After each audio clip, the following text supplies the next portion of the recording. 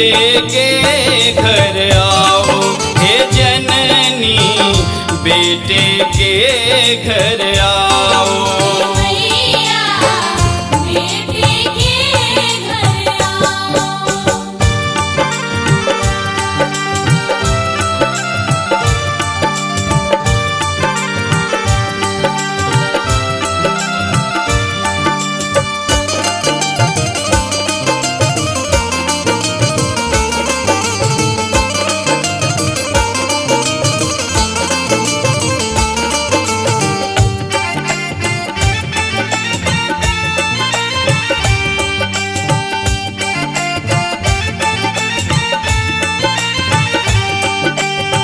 चरण कमल से कर जाओ माँ मेरी कुटिया पावन, हे मैया मेरी कुटिया पावन।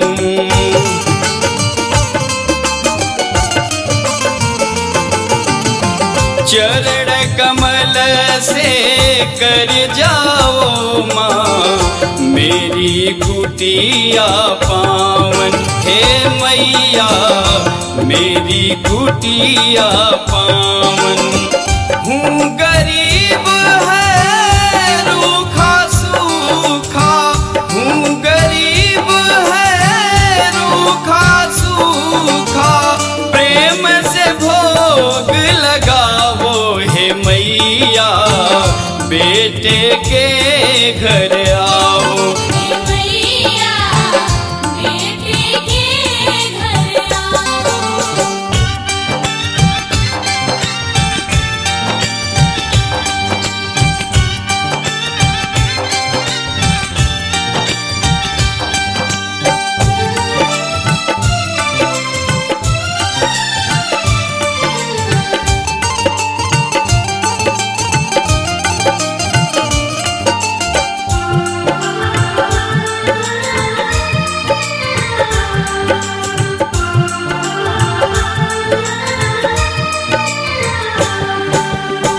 श्री गणेश रिद्धि सिद्धि संग शुभ लाभ को लाओ हे मैया शुभ लाभ को लाओ।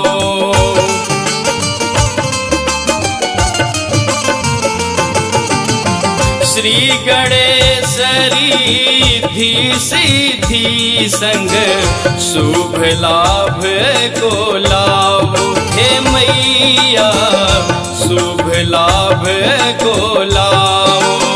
लक्ष्मी संग सरस्वती आओ, लक्ष्मी संग सरस्वती आओ, भक्त का मान बढ़ाओ हे मैया बेटे के घर आओ।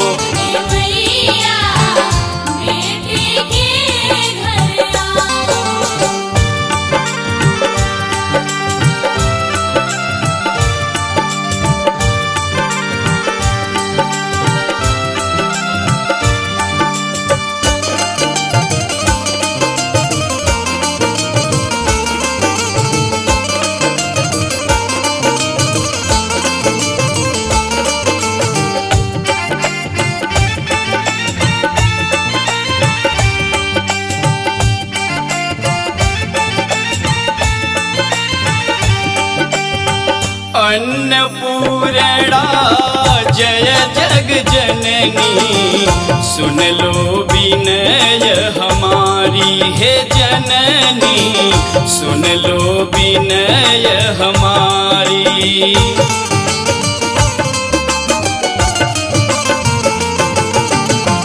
अन्नपूर्णा जय जग जननी, सुन लो विनय हमारी हे मैया सुन लो विनय हमारी। राधे श्याम दरस का लोभी, राधे श्याम दरस का लोभी, दरस दिखा के जाओ हे मैया बेटे के घर आ।